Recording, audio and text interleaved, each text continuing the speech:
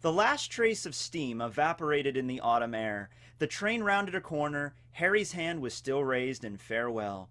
"He'll be all right," murmured Ginny.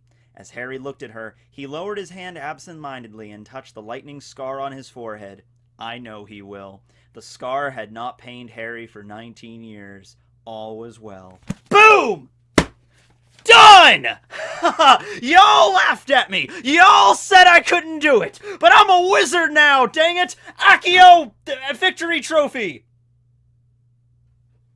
Okay, maybe I need to still work on that a bit. But I transformed Barry back from a vase into his normal brick self, so that's worth something, right? Okay, so yeah, got all the Harry Potter books done. What's next for my adventure? I don't know. I have all of Lord of the Rings. I have all of the Game of Thrones series. We'll see. Or it might be something completely different. I don't know. But I wanted to thank everybody for being on this little journey with me. This took a lot less time than I thought it would. I started this January 21st, and just yesterday was when I finished. March 31st, the last day of March, I finished. I wanted to try to tie this into One Piece in some way. I'm always really good at doing that, figuring out some way to tie pretty much anything I, encounter in my life into One Piece in some way, shape, or form. So I thought for a second. I'm like, all right, Harry Potter, One Piece, where is there a connection? Like, all right, I was going through the houses. I'm like, okay, Gryffindor, Lion.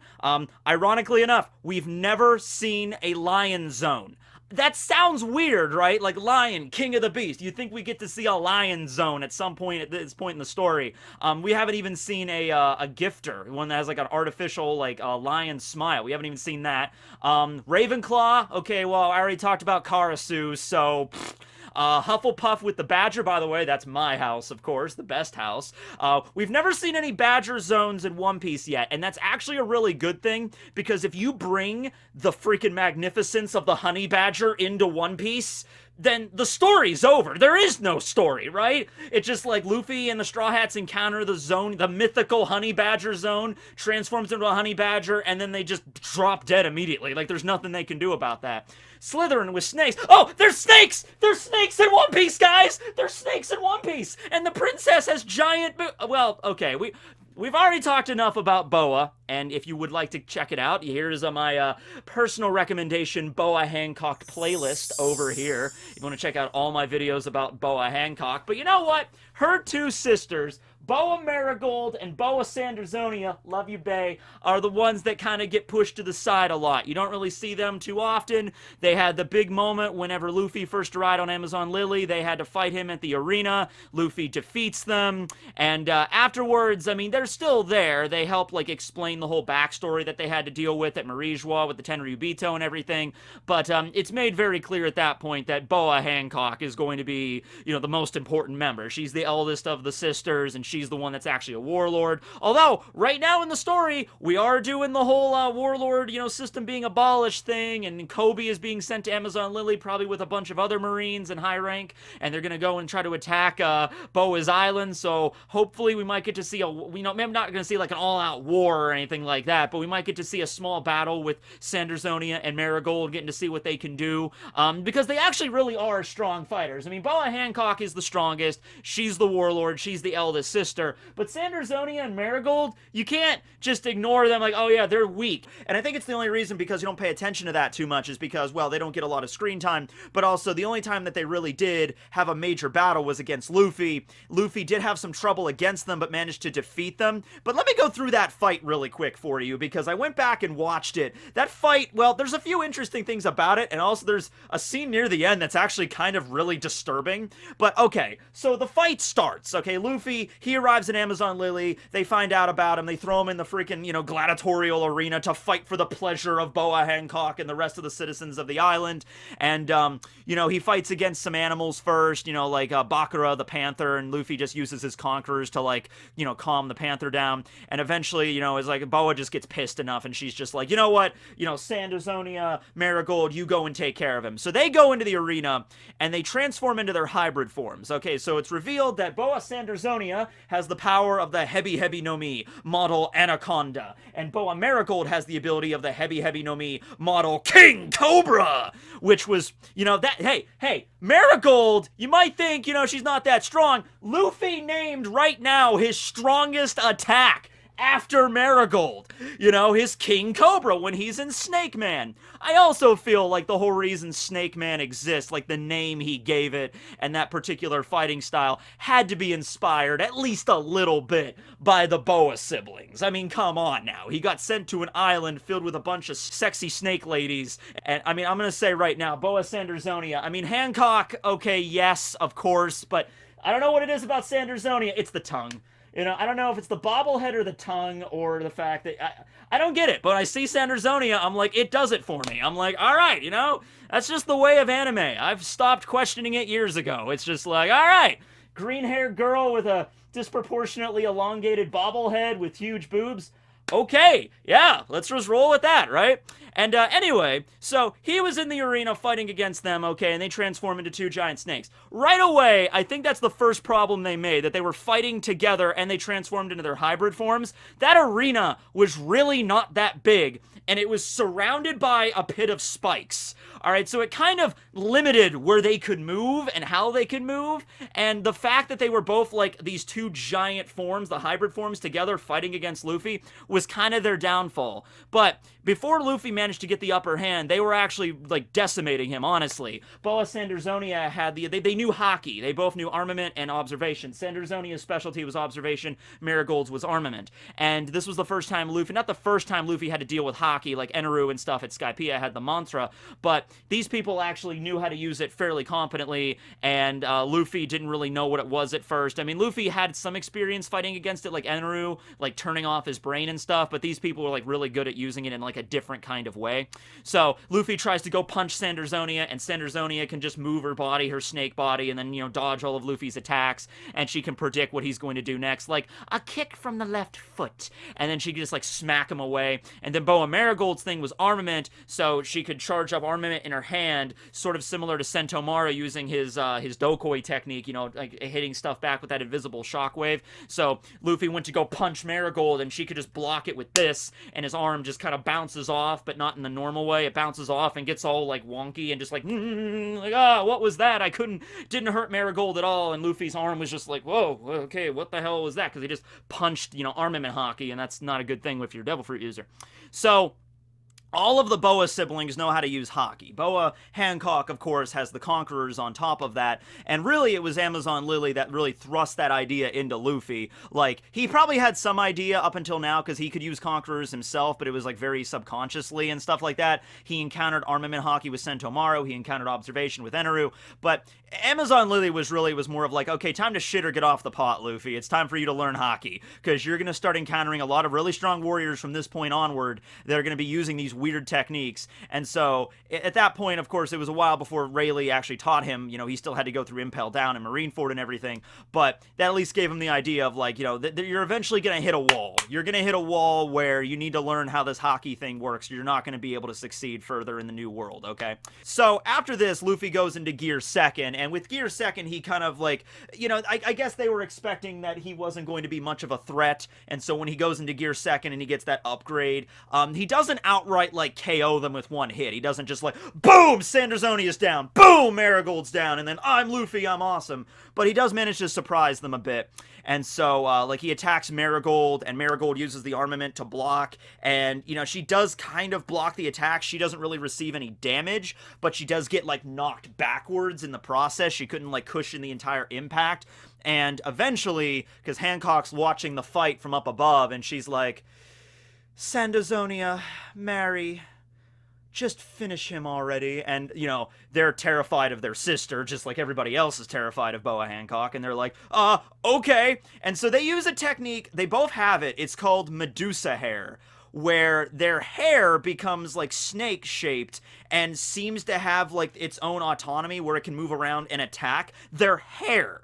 Now, you could say this is just a feature of the, you know, the Hebi no Mi, because it all comes down, like, the technique's, like, literal English name is Medusa Hair, and the Medusa from Greek lore had hair made of snakes, okay, so there you go, and also tying back into the whole Medusa mythos and the Greek, you know, mythology and everything is Boa Hancock can turn people into stone, so it makes sense that that would make an appearance. Also, what's funny is that Sandersonia's technique of is Medusa Hair, Yamato no Orochi, or 8-headed serpent. So that's now 2 devil fruits that can turn into an 8-headed serpent, technically. Actually 3, because Marigold's was Medusa Hair Salamander, because what she did with it, and this is even more confusing, she lights a match or has some object to like light fire, and her whole hair gets like lit on fire, but doesn't hurt her. All right, now you could say that's because she knows a little bit about armament hockey. That's her specialty, and that's how she was able to like protect herself from the flames. But they are very different abilities, techniques that they might, connect back to the heavy no Mi's a little bit, but very weird. It's actually a lot more similar to Kumadori's life return ability. Like the ability that he used against Chopper. Like he can manipulate his hair and his whole body and take his hair and like wrap Chopper up in it and like attack him with that. That seems something more similar to that. And life return, I don't think that's an ability that really, like, only Kumadori could use. Actually, no, because we know Lucci could do it, too. But, it might have just been something that, like, okay, you're learning the Rokushiki techniques when you're a member of CP9. Maybe there's, like, another deviation you can take from that. Like, if you really want to master the Kamiei technique, because it seemed like Life Return did have a connection to the Kamiei, the paper body move, because you're turning your body into paper and you're, like, moving it around this way. Kind of the same thing with your hair. Lucci was able to use a combination of Kamiei to, like, compress his body down to make him more like fighting, like more aerodynamic, less bulky. So it might be an extension of that, where it's just like, yeah, there's a certain training that anybody can really do if they really wanted to, and they can learn that life return biofeedback technique. So I'm going to say it's more similar to that than just the devil fruit giving them the ability to turn their hair into snakes, because yeah, it kind of makes sense, but we've never really seen any other devil fruit exhibit that ability, so I'm going to say it's something different. So Sandersonia creates her Yamato no Orochi hair, and then she just uses that to attack Luffy and bite him, and then Sandersonia uses the same thing, but lights her hair on fire, and I guess using the armament protects her so she doesn't get burned. But at this point, Luffy has had enough, and they both try to attack him at once, and then Luffy, that's a pretty awesome move where he, like, gear second, he takes a big breath of air, and he just, like, jumps back and is like, Gamu Gamu no Chetu Gatling! And he just uses both hands, like, different angles. It's not as intense as when he used it against Lucci, because Luffy really pumped it like full power with Lucci. He was just like, I need to end this, Jet Gatling! But it wasn't as intense as that. But he still uses one of his strongest techniques at this point against both of them, alright? So that gives them a little bit of merit. And so, even the Jet Gatling, once again, it didn't, like, knock them out and defeat them right then and there. It, like, canceled out their attacks and then, boom, knocked them both back.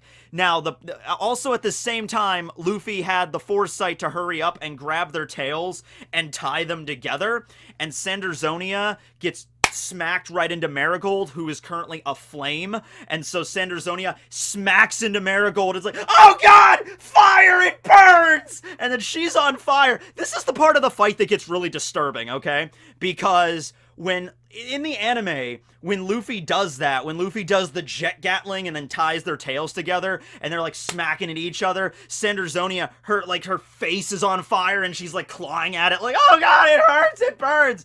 Meanwhile, in the background, you got, like, the triumphant One Piece music playing, like, da-da-da-da-da-da, da-da-da-da-da, oh god, my face burns! Da-da-da-da-da-da, and Luffy's like, haha, I did it, yeah! Oh god, my flesh is searing off! It hurts so much! Like, that's going on in the background, and I'm like, holy crap, that's messed up. Finally, she pats the fire out. Sandersonia lands. She almost impales herself on the damn spikes. And that's when the whole thing with her back about to be, revealed to everybody. And Luffy jumps on to protect, so they don't see the signia of the Tenryubito. But, man, that was a weird, very disturbing moment where Sandersonia is clawing at her face because it's on fire. And, like, triumphant music playing. And Luffy's like, I did it, I won! Like, oh, okay, yeah, whatever. Now, once again, keep in mind, Luffy did win, but let's take a few things into consideration there. One, first of all, they were in that really kind of cramped arena, especially when you have two, zone fruit users going into their hybrid forms. They had big hybrid forms. They're pretty huge. All of the Boa siblings, except for Hancock, are pretty large, okay? Sandersonia is the middle child. She's taller than Boa. She has the giant bobblehead. And Marigold, well, Marigold didn't always used to be, like, as bulky as she was. Marigold actually looked like this back during the time when they were at the, Marigold and everything. She actually looked a lot more similar to Hancock. And what happened was at some point she wanted to adopt like the sumo wrestler kind of style like Sentomaru exhibited and like the sumo wrestlers we see in Wano. And so she began to bulk up her body and master armament. And so that's like her fighting style. And I think it works for her, right? So yeah, Luffy didn't straight up like KO them in that fight. They were cramped and they were fighting together. I know it might sound like I'm giving them excuses. I'm just simply saying that, okay, let's say they were fighting in a wide open field without the giant arena with the spike pit, and they weren't, fighting with everyone watching them and everything like that, and they weren't afraid of their sister, like Boa, Sandy, Mary, finish him at once. You're beginning to bore me. Like, if that wasn't the situation, they were fighting in just a big wide open field, and Luffy had no idea of what their techniques were, and we're of course talking about pre-time skip Luffy here. I think the fight, Luffy still might have won, but I think it would have been a little bit more of a tough fight. A little bit more of a tough fight there. Without all of the other circumstances going on in the background. But anyway, yeah, so Luffy wins, right? And that's we get the introduction there. So, yeah, it is kind of weird. I will say that Marigold does have the King Cobra fruit, and, like, Luffy once again has King Cobra as his final technique he used against Katakuri there. I also, because I wanted to think about it, I'm like, wait a second, Sandersonia can become an anaconda. And Luffy's other big technique that he uses while in Snake Man is his Culverine, his python, right? So I started to think, like, are anacondas pythons? Like, because sometimes there might be, like, the same thing. It might be, like, a jaguar panther sort of deal. So I went and checked, and no, they're not the same thing. However, it is interesting to note that pythons are, in fact, the longest species of snake in the world. And that's interesting because Luffy's Snake Man form, his Culverine, his Python, extends wicked long. Like, that's his long-range attack that, like, keeps chasing after the opponent no matter how much they run away. So I thought that was an interesting comparison to make there. I really want to see them in battle again. You know what I really want to see? I want to see all three Boa sisters fighting together. Yes, we've yet to see that, and I think that would be amazing to see them all team up, okay? Because remember, they've all been through the same shit. They've all went through the torture at Marigold. The whole reason they even have their devil fruit powers is because they were force-fed them by nobles, just thinking it would be a laugh riot.